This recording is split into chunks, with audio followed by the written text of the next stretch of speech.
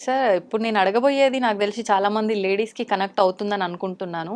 జనరల్‌గా ఒకప్పటి కాలంలో లేడీస్‌ని గనక తీసుకుంటే ఎంతసేపున్న హస్బెండ్ ఏదో ఒకటి కష్టపడి సంపాదించుకొని రావటము, ఆ లేడీస్ ఇంట్లో తెచ్చిన ఆ కొంతని ఎలా అందరికీ వచ్చేలా సమంగా చూడాలి, ఇల్లు ఎలా గడపాలి దీనిపైన ఫోకస్ ఎక్కువుండేది. కానీ ఇప్పుడు లేడీస్ విషయానికొస్తే మగవాళ్ళను మించి సంపాదించే పొజిషన్‌లో గూడా కొంతమంది ఉన్నారని చెప్పాలి. మరి ఇక్కడే ఫాల్ట్ జరుగుతుందా ఏంటో తెలీదు గానీ, కొంతమంది ఇంట్లో ఆడవాళ్ళు చెయ్యందే గడవని పరిస్థితుల్లో ఉన్న ఇల్లులు కూడా ఉన్నాయి. ఎలా ఉన్నప్పటికీ మేల్ డామినేషన్ అనేది ఎక్కువైపోతుంది. పర్టిక్యులర్‌గా హస్బెండ్ దగ్గరకొచ్చేసరికి అన్ని రకాలుగా వైఫ్ సైడ్ నుంచి ఫైనాన్షియల్‌గా సపోర్ట్ ఉంటుంది. ఇంట్లో విషయాల్లో సపోర్ట్ ఉంటుంది. హస్బెండ్ పైన అంతకు మించిన ప్రేమ ఉంటుంది. అన్నీ షేర్ చేసుకోవాలనే భావన ఉంటుంది. ఇన్ని ఉండి ఉదాహరణకి ఇప్పుడు ఫర్ ఎగ్జాంపుల్ నన్నే తీసుకోండి. నేనొచ్చాను ఆఫీస్‌లో నా వర్క్స్ నేను చేసుకున్నా. నాకేదైనా ఇక్కడ జరిగిన విషయాలుంటే వెళ్లి వెంటనే నా హస్బెండ్‌కి షేర్ చేసుకోవాలి. తనే నాకొక ఫ్రెండ్‌లా నేను ఫీల్ అయ్యి ఏదైనా తీసుకెళ్ళి చెప్దాము అంటే వినే ఓపిక అతనికుండదు. పోనీ విన్నా ఒక 2 మాటలు స్టార్ట్ చేయగానే ఇంకా ఆపుతావా సోది అనే టైప్‌లో ఇలా మాట్లాడే వాళ్ళున్నారు. మొత్తానికి ఏదో రకంగా ఆడవాళ్ళని బాధపెట్టే పరిస్థితులు, అణగదొక్కే పరిస్థితులు ఎక్కువగా కనిపిస్తున్నాయి. ఒక హస్బెండే కాదు ఇంట్లో అత్తామామలు కూడా హస్బెండ్‌కే సపోర్ట్ చేసి ఈమెని డీగ్రేడ్ చేసే రకంగా కూడా పరిస్థితులున్నాయి. ఎందుకు ఇదిలా ఎందుకెళ్ళిపోతుంది? దీని నుంచి బయటపడాలి అంటే ఏం చేయాలి? అసలు తప్పెక్కడ జరుగుతుందంటారు? హస్బెండ్ సైడ్ నుంచా? వైఫ్ సైడ్ నుంచా? నేను యాజ్ అ లైఫ్ కోచ్ నేను చాలా రిలేషన్షిప్స్ని చూస్తున్నాను. హ్మ్. అందుకని కొన్ని ఇంపార్టెంట్ డిస్క్లైమర్స్ చెప్తాను ఇక్కడ. హ్మ్. ఇది అన్ని రకాలుగాను అన్ని చోట్ల జరగదు. హా! First point. అవును. మేజర్‌గా కొన్ని ఫ్యామిలీస్‌లో జరుగుతున్నాయి అవును. ఇలాగా. దట్ వైఫ్ ఎంత పని చేసుకొచ్చిన ఆఫీస్‌లో ఇంకా ఇంట్లో పనులు చేయాల్సిందే. అవును. ఇంట్లో అయితే నువ్వు ఆడదానివే కదా ఆర్ అమ్మాయివే హ్మ్. కదా నువ్వు ఇంట్లో ఇలా చెయ్యాలి అనేటట్టుగా అలసిపోయి ఫుల్ డే ఒక్కొక్క రోజు ఎంత అలసిపోయి వస్తామంటే బా ఇప్పుడు చెయ్యాలా మళ్ళీ హ్మ్. అనేటట్టుగా ఉన్నా అవును నేను మగ మహారాజు నేనెందుకు చెయ్యాలి అవును. అనే ఫ్యామిలీస్ ఉన్నాయి. అట్ ద ఉన్నాయి. సేమ్ టైం కొంతమంది ఇద్దరూ కలుపుకుని మంచిగా హ్యాపీగా కలిసి ఇద్దరూ చేసుకునే ఫ్యామిలీస్ ఉన్నాయి. హ్మ్. ఆన్ ద కాంట్రరీ హస్బెండ్ ఇంటికి వచ్చి వంటలు చేసే వాళ్ళు కూడా ఉన్నారు. ఉన్నారు. ఉన్నారు. సో ఫస్ట్ ఎవరైనా వీడియో వింటుంటే ఆ ఓపెన్ మైండ్తో వినండి. హ్మ్. నేను ఎక్కడ కన్స్ట్రక్టివ్ థాట్తో చెప్పట్లేదు. అవును. ఫస్ట్ థింగ్ సో దట్ మనకి మీరు ఏమైనా అవును. చూడండి అవును. వీడియోలో కమెంట్లు వీళ్ళనంటే వాళ్ళకి కోపం వాళ్ళంటే వస్తది. వీళ్ళని. సో కోపం తెచ్చుకోవడానికి ఇది ఆలోచించిన రోజులు ఓడిపోతారు. అంతే సార్. మా దగ్గరికి ఎవరైనా కౌన్సిలింగ్ వచ్చినప్పుడు కూడా హ్మ్. మా హస్బెండ్ నన్ను చేశాడు మా వైఫ్ ఏదో చేసింది నేను చేశానని ఒప్పుకోరు. హ్మ్. హ్మ్. వాళ్ళే తప్పు వీళ్ళే తప్పు అనేటట్టు ఉంటారు. హా! ఇలా మైండ్ సెట్తో ఆలోచిస్తే వాళ్ళకు ఓపెన్గా పాయింట్ అర్థం కాదు. హ్మ్. అందుకని ఫస్ట్ అది చెప్పాను. ఓకే. సో ఇలా గనక ఒకవేళ జరిగితే ఇంటికి రాగానే భార్యకి ఒక హస్బెండ్ అవైలబుల్ లేకపోతే that's the biggest punishment. Okay, ఏ అమ్మాయికి ఆర్ ఏ భార్యకి అలాంటి పొజిషన్ రాకూడదు. అవును. ఏ హస్బెండ్ అలా బిహేవ్ చెయ్యకూడదు. హ్మ్. ఇది ద మోస్ట్ ఇంపార్టెంట్ పాయింట్. అవును. ఒక వైఫ్ ఇంటికి వచ్చి 10 నిమిషాలు నీతో ఏదైనా చెప్పుకోవాలి అంటే నువ్వు స్పేస్ ఇవ్వలేదు అంటే యు ఆర్ అన్ఫిట్, హ్మ్. అసలు వేస్ట్ అనమాట. సో కంపల్సరీగా టైం స్పెండ్ చేయాల్సిందే. హ్మ్. అది ఏమైనా కానీ ఓకే, వాళ్ళు ఏడ్చుకొని చెప్పుకొని అది దెప్పి పొడిచే మాటలను అవని చెప్పనివ్వాలి. ఒక భార్యకి చెప్పనిచ్చే ఆ స్పేస్ ఉండి తీరాలి. హా! అది నెంబర్ 1. ఓకే.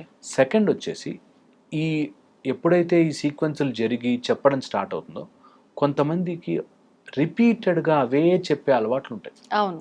అందుకని ఇంటికి రాగానే అమ్మాయి మీ ఇంటికి వచ్చింది ఇప్పుడు ఏవో చెప్తుంది హ్మ్. అన్నెసరీ విశేషాలు అనే ఫీలింగ్ భార్య కూడా తెప్పించకూడదు. కరెక్ట్. అన్నెసెసరీ పాయింట్స్ ఆఫీస్ పనులు ఆఫీస్లో ఉంచుకోవాలి. అన్నెసెసరీ విషయాలు ఇంటికి తీసుకొచ్చి నేను బర్డెన్ చేయను. నేను అందుకే అంటాను ఎక్కువ టైం స్పెండ్ చేసేది మీ ఆఫీస్లో. అవును. యాక్చువల్గా మనం స్కూళ్ళలో పిల్లలుగా ఉన్నప్పుడు స్కూళ్ళలో అవును. ఆఫీసుల్లో తర్వాత ఫ్రెండ్స్తో ఉంటాం. హ్మ్. నిజంగా ఇంట్లో వైఫ్ అండ్ హస్బెండ్తో స్పెండ్ చేసే టైం తక్కువ. తక్కువ. ఈ తక్కువ టైం ఎంత స్వీట్గా మార్చుకోగలిగితే అంత బెస్ట్. హ్మ్. Correct sir. అప్పుడు ఆ స్వీట్నెస్లో నీకు ఏమైనా కావాలని నేను చేసి పెడతా అనేటట్టు తయారవుతారు. హ్మ్. ఇది ఏ అమ్మాయి చూస్తున్నా సరే ఫస్ట్ థింగ్ నేర్చుకోవాల్సింది నేను నా హస్బెండ్కి I will only give him sweetness. Okay, ఎంత బ్యూటిఫుల్గా ఆ టైం స్పెండ్ చేయగలము హ్మ్. అనేది మాత్రమే చూస్తా. ఎంత అలసిపోయినా ఎంతున్నా ఈ టైం మేమిద్దరం టుగెదర్ నా జీవితాన్ని మొత్తానికి ఇది మార్గం అవుతుంది. అవును. కాబట్టి నేను ఏ చేదు అభిప్రాయాలు, ఏ అన్నెసరీ మాటలు, దెప్పి పొడిచే మాటలు, గుచ్చే మాటలు, నాకే కష్టాలున్నాయనే ఫీలింగ్ను నేను తీసుకురాను. ఈ ఒక్క హాఫ్ అన్ అవర్ ఇది స్పెండ్ చేయగలిగితే, ఇది ఎవరైనా బ్రెయిన్కి ఎక్కించుకుని ఈ హాఫ్ అన్ అవర్ నేను నా హస్బెండ్తో ద బెస్ట్ పాసిబుల్ వే, ఒక చిన్న పిల్లడితో ఉన్నట్టుగా, ఒక చిన్న పిల్లతో ఉన్నట్టుగా, ఇద్దరు హస్బెండ్ వైఫ్తో వైఫ్ నేను అంత ప్రేమగా ఉంటాను అని ఫిక్స్ అవుతే ఏ రిలేషన్షిప్స్కి గొడవలు రావు. ఏ రిలేషన్షిప్స్. నెక్స్ట్ ఇందులో బికాస్ మీరు అడిగారు కాబట్టి చెప్తున్నా, ఇందులో వచ్చినప్పుడు ఫ్యామిలీ రెస్పాన్సిబిలిటీస్ ఒక్కొక్క రోజు అలసిపోయి వచ్చినప్పుడు బ్రేక్ ఇచ్చేయాలి. నిజంగా బ్రేక్ ఇచ్చేయాలి. మనకి ఎట్లా ఉండాలంటే, దిస్ ఇస్ మై టైం, నేను ఎంజాయ్ చేస్తాను కాస్త. భార్య అలసిపోయి ఇప్పుడు ఈ రోజుల్లో జాబ్ చేసి, అది మేము ఎప్పుడు అనుకుంటుంటాం, వీళ్ళు కష్టపడి జాబ్ చేస్తాను అలసిపోతున్నారే, బయటకు వెళ్ళి ఇంకా అలసిపోతున్నారే అని. అలాగా నిజం కూడా, బయటకు వెళ్ళి అంత అలసిపోయి వచ్చి మళ్ళీ ఇంటికి వచ్చి అది చేసుకోవడం కష్టం. At the same time wife every time అనుకోవాలి, ఇది నా ఫ్యామిలీ, అంత బయట కష్టపడేది వీళ్ళని చూసుకోవడానికే, వీళ్ళని చూసుకోవడానికే. కాబట్టి నాకు ఇది ప్రయారిటీ అయి ఉండాలి. నేను అలసిపోయినా చేసుకోవాలి. నాకు అలసిపోయినా నెక్స్ట్ డే మార్నింగ్ ఆఫీస్కి వెళ్ళాలిగా టైంకి, ఫింగర్ పని చేయకపోతే జీతం రాదు అనేది ఎలా ఉంటుందో, అలాగే ఇక్కడికి వస్తే అలా ఉండాలి. That is how it is. ఆ బాండ్లో ఉండే స్వీట్నెస్ అది. ఎంత కోపం వచ్చినా తల్లి పిల్లల్ని, వైఫ్ అండ్ హస్బెండ్ డైవర్స్ ఉంటుంది, పిల్లలకి డైవర్స్ ఉండదు. నేను వదులుకోలేను. వాడు ఎలా ఉన్నా, వాడు కోపిష్టి కొడుకు అయినా సరే, కొడుకు ఇలా తప్పు పని చేసినా సరే, వాడు తనినా సరే, అయ్యో నా కొడుకు అని ఎలా అయితే ఉంటుంది, ఆ ప్రేమ అన్కండిషనల్ గా వైఫ్ అండ్ హస్బెండ్ మధ్యలో ఉండాలి. ఎప్పుడైతే వాళ్ళిద్దరు టుగెదర్ అవుతారు, నేను 100 times చెప్తాను, నా వీడియోలు ఎవరు చూసినా తెలుస్తుంది, that wife and husband is one team, మిగతా వాళ్ళంతా సెకండ్ టీమ్. అవును, వీరిద్దరు వన్ టీమ్ అని తెలిసిన రోజున అన్ని బాగుంటాయి. ఇది కన్వే చేయడం రావాలి, ఒక హస్బెండ్కి ఇది రావాలి. దట్ నువ్వు చెప్పింది సోది నాకు వినాలని లేదు అని అనిపించినా ఆ ఫీలింగ్ వాళ్ళకి తెప్పించకూడదు కదా.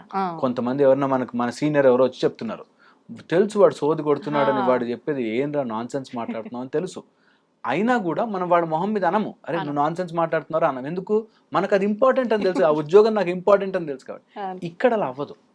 ఇక్కడ నాకు భార్య నాకు ఇంపార్టెంట్ అని ఉన్నా కూడా, నేను నీతో ఎందుకు వినాలి, నీ మాట ఎందుకు వినాలి అంటాడు. అక్కడ వస్తుంది ఆల్ ప్రాబ్లమ్స్. ఇక్కడే వీళ్ళ మనసులో అనిపిస్తుంది సేమ్ ఇప్పుడు మీరు చెప్పినట్టుగానే, ఆఫీస్ లో కొలీగ్స్ తో ఇలానే ఉంటున్నావా, నీ ఫ్రెండ్స్ తో ఇలానే ఉంటున్నావా, మరి ఏంది నా దగ్గరకు వచ్చేసరికి ఇట్లా, అది అడగకూడదు మళ్ళీ. ఎగ్జాక్ట్లీ. అందుకే నేను చెప్తాను, ఇది any relationship is a transactional relationship. Any relationship, దేవుడితో సహా అందరూ నాకేమిస్తావు. అవును. అలాగే భార్య భర్త నుంచి నువ్వు నాకు ఏం చేస్తున్నావు వచ్చేస్తుంది. ఏదో రోజు ఇలా గీత గీసి అక్కడికి వస్తుంది, నేను భార్యగా ఎన్ని చేశాను, నువ్వు నాకేం చేసావు. సేమ్ భర్తగా నేను ఇంత తిరిగేది ఇంటి కోసమే, నువ్వేం చేసావు, ఎవడు చేయమన్నాడు. ఇంకొంచెం డబ్బులు అవన్నీ సెటిల్డ్ ఉన్న వాళ్ళ ప్రాబ్లమ్స్ వేరే టైప్ ఉంటాయి. అవును, వాళ్ళదంతా టోటల్ డిఫరెంట్ స్టోరీ. నేను డబ్బులు ఉన్నాయి, అన్ని ఉన్నాయి, నువ్వు నీ పన్ను చేసుకో, నీ పన్ను చూసుకో, నా పన్ను నేను చూసుకో, నువ్వు లేకపోతే నాకు గడవదా, ఆ టైప్ లో. అవును. సో ప్రాబ్లం ఏదో రకంగా వస్తుంది, దాన్ని అండర్స్టాండ్ చేసుకుని దాన్ని ఒక టైప్ ఆఫ్ మన సాల్వ్ చేసుకోవాలి అనే మైండ్ సెట్ తో వెళ్ళడం ఇంపార్టెంట్, ఏ ప్రాబ్లం అయినా సరే. సో అందుకని ఒకవేళ ఇంటికి వచ్చినప్పుడు వైఫ్ కి చెప్పుకోవాలనిపిస్తే, ఫస్ట్ వైఫ్ మాట్లాడే విధానం, communicating what you are feeling చాలా చాలా ఇంపార్టెంట్. మా దగ్గరకు వచ్చే వాళ్ళు చాలా మంది ఆ కమ్యూనికేట్ చేయడం రాక బాధపడతారు. నాకు వెళ్తే నాకు ఏడుపు వచ్చేస్తుందండి అని. ఒక రోజు నీ ఏడుపుని అయ్యయ్యో అంటారు, 2 రోజులు అయ్యయ్యో అంటారు, 3 రోజులు తర్వాత ప్రధాని గడిస్తే చల్లంటారు. అందుకని చెప్పేదాన్ని కూడా నీకు ఆ ఎమోషన్ డ్రామా అంతా తీసి ఇలా జరిగింది నీతో స్పెండ్ చేసేటట్టు ఉండాలి. నీ husband should be waiting for you, నా భార్య ఇంటికి వస్తుంది నేను స్పెండ్ చేయాలి టైం అనేటట్టు ఉండాలి. కానీ మళ్ళీ వచ్చిందిరా బాబు తలకాయ నొప్పి అని అనుకోకూడదు. అలాగే హస్బెండ్ కూడా మా ఆయన ఇంటికి రావాలి, మా ఆయనతో హ్యాపీగా ఉండాలి అనిపించాలి. కానీ అమ్మాయిడు వచ్చాడో ఇప్పుడు ఏం చేస్తాడో అనేటట్టు ఉండకూడదు. అలాగా వీళ్ళిద్దరు టుగెదర్ అయితే తప్ప వైఫ్ అండ్ హస్బెండ్ గొడవలు సాల్వ్ కావడం చాలా కష్టం అయిపోతాయి. ఇదే గేమ్, ఒక్కసారి టుగెదర్ అయి చూడండి గేమ్, ఎవడెవడు ఎన్ని పాలిటిక్స్ ప్లే చేస్తారో సపరేట్ చేయడం తెలుస్తుంది. అలా అత్త ఏమంటుంది, అలా అమ్మ ఏమంటుంది, మన ఇద్దరం ఒక టీము అని ఆలోచించి చూడండి. అసలు వాళ్ళ పప్పులు ఉడకవప్పుడు మొత్తం ఇట్లా గిర్రమని ఉల్టా తిరిగిపోతుంది గేమ్ అంతా. మా అమ్మ ఇట్లా చెప్పింది నీ గురించి అనుకో, పక్కకు వచ్చి మా అమ్మ ఏం చెప్పింది సార్ నీ గురించి అని నవ్వుకుంటాం.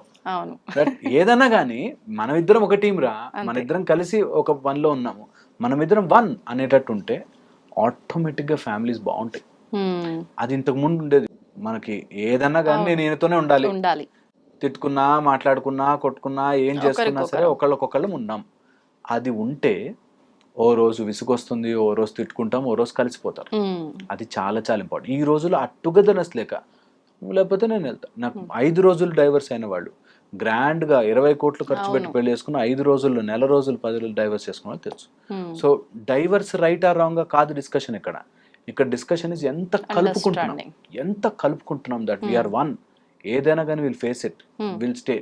ఒక్కొక్కళ్ళకి ఇలాంటి బట్టలు వేసుకుంటే ఇష్టం ఉండదు, లేకపోతే ఇలాంటి వాళ్ళతో మాట్లాడితే ఇష్టం ఉండదు, విల్ అడ్జస్ట్. నా హస్బెండ్ ఇస్ వన్ టీమ్ అని అనుకుంటే ఎవ్రీథింగ్ విల్ సెటిల్. సో చెప్పుకోవడానికి ఇంటికి వచ్చినప్పుడు ఆ కమ్యూనికేటింగ్ మెథడ్ ఒకటి చాలా చాలా ఇంపార్టెంట్. ఇంకా లాస్ట్ అండ్ ఫైనల్ పాయింట్ చెప్తాను. నీ emotional drama when you go out and do some office work job చేస్తే ఎమోషనల్ డ్రామాని ఎఫెక్ట్ చేసేవి 4-5 పాయింట్స్ ఉంటాయి. అందులో ఫస్ట్, నా పిల్లలు ఏమైపోతారు. ఒక తల్లిగా ఇప్పుడు ఉండే ప్రాబ్లమ్, నేను ఇంత వర్క్కి వెళ్తున్నాను, పిల్లల్ని వదిలేసి వెళ్తున్నాను అంటారేమో ఈ టైప్లో. పిల్లలు ఏమైపోతారు, లేకపోతే ఇంట్లో అత్త మామ, అమ్మా నాన్న, వీళ్ళందరికీ నేను టైం స్పెండ్ చేయట్లేదేమో అనే ఒక దాంట్లో ఉంటారు. నేను ఇది మరీ చెప్తాను, మీరు ఎమోషనల్గా లోడ్ క్యారీ చేస్తే మాట్లాడుకోలేరు.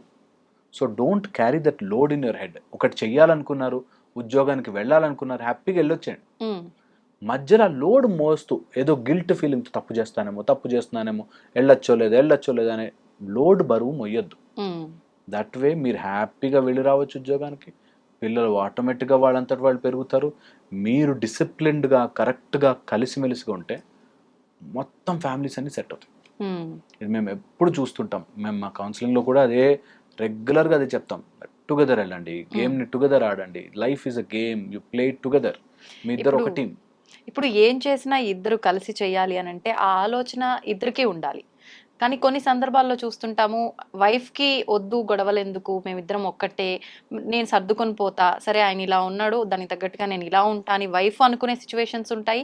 సేమ్ టైం తను అంతేలే పాపం అలసిపోయింది ఇలానే అనుకుంటుంది, నేనే కొంచెం ముందుకెళ్దాము, నేను ఇలా నచ్చ చెప్దాము అని హస్బెండ్కి ఉంటుంది. కానీ ఆపోజిట్ పర్సన్ కూడా అలాంటి థాట్ ఉన్నప్పుడే ఇద్దరు కలిసి ముందుకు వెళ్ళగలుగుతారు. అలా ఒకవేళ ఇద్దరికి లేని పక్షంలో వన్ సైడే ఉంటే ఎలా బిహేవ్ చేయొచ్చు? వన్ సైడే ఉంటే మాత్రం అది కష్టమైన సీన్. సో వన్ సైడే ఉంది అంటే చాలా రకాల మెథడ్స్ మేము వాళ్ళని కౌన్సిల్ చేసి మైండ్ సెట్ మార్చి. ఎందుకు వన్ సైడే ఉంటుందంటే ఇద్దరు వేరే వేరే ఫ్లోర్ లో ఉండి ఆలోచిస్తుంటారు. నేను ఈ ఫ్లోర్ నుంచి చూస్తున్నాను, నువ్వు ఈ ఫ్లోర్ నుంచి చూస్తున్నావు, డిఫరెన్స్ ఉంది ఒపీనియన్ లో. అక్కడ నుంచి నాకు బిల్డింగ్ కనిపిస్తుంది అంటే నువ్వు కనిపించట్లేదు అని గొడవ పడతావు. నేను వేరే ఫ్లోర్ లో ఉన్నాను అనే పాయింట్ అర్థం చేసుకోరు. వీళ్ళ మైండ్ సెట్ వేరుగా ఉండడం వల్ల కలవట్లేదు అనేది అర్థం కాదు. సో మా దగ్గరికి ఎప్పుడైనా ఎవరి దగ్గర నా కౌన్సిలర్ దగ్గరికి వెళ్తే వాళ్ళు చెప్పేది, నువ్వు ఇలా ఆలోచించని స్లోగా, దానికి చాలా టైం పడుతుంది. ఈ మధ్యలో ఏమవుతుందంటే వేరే మార్గాలు తీసుకుంటారు, తప్పు దారి పడతారు, దేనికైనా అడిక్ట్ అవుతారు, ఏదో వ్యసనం బారిన పడతారు, లేదా డబ్బుల్లో చిక్కుకుపోతారు. ఏదో నాకు వేరే దాంట్లో జాబ్ వచ్చేసింది, అందులోకి మారుతా, అందులో అప్పు తీసుకుంటా, ఇలా అప్పుల పాలైపోతారు, తప్పు దారి పడతారు, ఎమోషనల్ గా వీక్ అయిపోతారు, రాంగ్ స్టెప్స్ తీసుకుంటారు. వీటన్నిటికీ ఇంకా కుజదోషాలు, వాస్తు దోషాలు అయితే చెప్పనేలేము. అవి వచ్చి ఇరుక్కుపోయాక అంత బాగుంటారండి, బయట లోపల కుక్కలు కొట్లాడుకుంటారు. కరెక్ట్. అసలు నమ్మరు కూడా, ఎవరైనా చెప్తే నమ్మరు. ఏం రోగం వచ్చింది, వీళ్ళు చూస్తే ఇంత క్లాస్ గా ఉన్నారు, ఇట్లా తనుకొని చేస్తున్నారు అనుకుంటారు. అట్లాగా చాలా రకరకాల ప్రాబ్లమ్స్ ఉంటాయి. సో ఆ ప్రాబ్లమ్ని కరెక్ట్గా అనలైజ్ చేసుకుని బయటపడడం తప్ప, ఒకళ్ళు ఒక సింక్లో ఉండి ఇంకొకళ్ళు ఇంకొక దాంట్లో ఉంటే, ట్యూన్లో ఉంటే చాలా కష్టపడతారు. నిజం చెప్తున్నాం కదా, ఇన్ని 15 ఏళ్ళ నుంచి ఇన్ని రకాల ప్రాబ్లమ్స్ చూసి మనుషులు ఇన్ని రకాలుగా ఉంటారా, ఇన్ని ప్రాబ్లమ్స్ తెచ్చుకుంటారా? సింపుల్ జీవితం, కొట్లాడు 18 ఏళ్ళ నుంచి కొట్లాడుతున్నాము, చచ్చిపోతారు, అయిపోయింది, టైం ఇస్ ఓవర్, అయిపోయింది, చచ్చిపోతారు. 3000 రోజులు, 10 years ఓవర్, అంతే అయిపోయింది జీవితం. ఏముండదు, వెనక్కి తిరిగి చూసుకుంటే ఏముండదు. కొట్లాడుకున్నా జీవితంలో ఒకడు వచ్చా కొట్లాడు. ఇంకెంతకాలం ఇది జరిగిన తర్వాత అప్పుడు నిజంగా కలిసి ఉండాలనే భావన ఇద్దరికి వచ్చినా ఉపయోగం ఉండదు. చాలా బాధేస్తుంది మనకి అవి చూస్తే. నిజంగా బయట నుంచి చూస్తే చిన్న ప్రాబ్లం కదరా అనిపిస్తుంది, కానీ వాళ్ళ మైండ్లో అది పెద్ద ప్రాబ్లం. ఇది నేను చాలా మందిని చూసాను అట్లా. సో అందుకని మా ప్రయత్నం ఏంటంటే, ఎప్పుడైనా కొంచెం ఇంకొంచెం పుష్ చేద్దాం, ఇంకొంచెం పుష్ చేద్దాం. కొంతమంది అస్సలు మారరు, మారరు. అసలు ఎంత చెప్పినా మారడు, అడిక్ట్స్ అయిపోతారు. డ్రగ్ అడిక్ట్స్ అయిన వాళ్ళు, తాగుడు అలవాటైన వాళ్ళు, బెట్టింగ్ యాప్స్. ఈ మధ్య డైవర్స్లో బెట్టింగ్ యాప్స్ ప్రాబ్లం అయింది. హస్బెండ్ బెట్టింగ్ యాప్స్లో ఆడి ఆడి ఆడి ఆడి 80 లక్షలు, 90 లక్షలు, 1 crore, 2 crores ఇట్లా పెట్టేసేసి బెట్టింగ్ యాప్స్లో మొత్తం రిలేటివ్స్ అందరి నుంచి అప్పులు చేసేసి ఇంకా ఆమె ఏం చేయాలో తెలియక డైవర్స్ ఇచ్చేసి. ఇటు అప్పుల పాలు చేస్తారు, ఇటు కుటుంబము పిల్లలు ఎవరిని పట్టించుకోరు. ఎంతసేపు వాళ్ళ ఫోకస్ దానిపై. డ్రగ్స్ తీసుకునే వాడి ఆలోచన ఎంతసేపు తీసుకోవాలని ఎలా ఉంటుందో ఇప్పుడు వీడు కూడా ఒక రకంగా అది అడిక్ట్ అయిపోతాడు. సో అందుకనే కొంచెం జాగ్రత్త పడి వీటిని కరెక్ట్గా ప్లాన్ చేసుకుని, ఒక్కసారి చక్రం వేయించుకుని చూసుకుని, ఒకసారి ఇల్లు కరెక్ట్గా ఉందా లేదా చెక్ చేసుకుని, మైండ్ సెట్ కరెక్ట్గా ఉందా లేదా చేసుకుని, సైకలాజికల్గా కరెక్ట్, ఫిజికల్గా కరెక్ట్గా ఉందా, 5 aspects చెక్ చేసుకోమంట. ఎప్పుడు భార్యాభర్తలకు సంబంధంలో ప్రాబ్లం వచ్చినా ఫిజికల్గా బాగున్నామా, మెంటల్గా సైకలాజికల్గా బాగున్నామా, ఆస్ట్రలాజికల్గా బాగున్నామా, వాస్తు ప్రకారం బాగున్నామా, అండ్ సమ్ టైమ్స్ మైండ్ బాగుండదు, మైండ్ బాగున్నామా, ఇలా అన్ని చెక్ చేసుకుంటే కొంత లైఫ్ని కరెక్ట్ చేసుకోవచ్చు. ఒక ప్రాబ్లంలో పడ్డాం, దాని నుంచి బెటర్గా బయట ఎలా పడచ్చు అనేది ఆలోచించుకుంటే బెటర్ అవుతుంది. Super sir, thank you sir, thank you very much.